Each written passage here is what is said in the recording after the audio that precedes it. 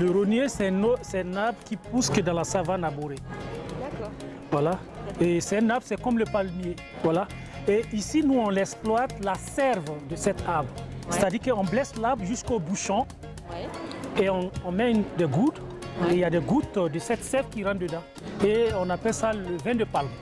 Il est venu d'Afrique spécialement pour le marché d'Ouagadougou. Djimo Latif Dada est guide touristique avec son corps et avec son cœur. Quand il se met à parler du Burkina, impossible de ne pas vouloir repartir avec lui. Il en parle comme quelqu'un voilà, de ses racines, hein, de son amour du pays, défendre son pays, le faire connaître et puis faire avancer les choses là-bas sur le terrain. Il y a quelque chose en particulier qui vous a marqué? Moi, c'est le petit panier mariage qui m'a beaucoup intéressé, tout ce qui est très tradition en fait au pays, quoi. Et ça, c'est pourquoi? Ça, c'est le panier de mariage. Chez les Turcs, avant que le mariage ait lieu, le cadeau que l'homme doit donner à sa femme, c'est ça. Le panier de mariage est très sacré. L'homme n'a pas le droit de l'ouvrir en absence de sa femme. Et la femme aussi non plus, elle ne doit pas le gâter, elle doit le garder soigneusement. Parce que dès qu'elle ne prend pas soin de ce panier, où l'homme aussi va ouvrir, c'est le divorce. Des rites fascinants, la région des Cascades, celle où il est né, à Banfoura, le pic de Saint-Doux et les villages troglodytes. Latif, c'est une carte postale à lui tout seul. Mon pays est riche en sites touristiques qui peut apporter de la devise pour mon pays.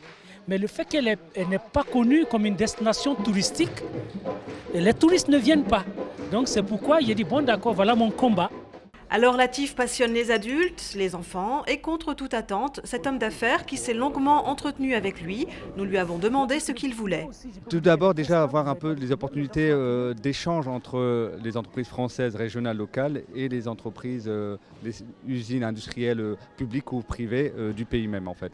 Je suis indépendant commercial, agent et je suis toujours en quête d'opportunités commerciales. Voilà, de développement entre la France, notre pays, et l'Afrique. Le tourisme, ce n'est pas seulement les curiosités. Il y a le tourisme d'affaires. Pour quelqu'un qui vient investir, il faut pouvoir lui donner. Donc moi, mon objectif n'est pas seulement venir présenter tout simplement les sites touristiques, mais le pays entier. Il nous explique que le Burkina, enclavé, sans ouverture sur la mer, est boudé, contrairement à la Côte d'Ivoire ou au Sénégal. Alors, il raconte, il fait rêver, il vous fait voyager. Et quand je parle de mon pays, c'est avec, je sais pas, avec tout, avec tout mon corps, avec fierté, je suis fier de le dire. Donc, c'est un métier qui me passionne. Et si je revenais au monde deuxième fois, je pense que c'est le même métier que je ferais. Et comme le Burkina Faso est le pays des hommes intègres, on le croit sur parole.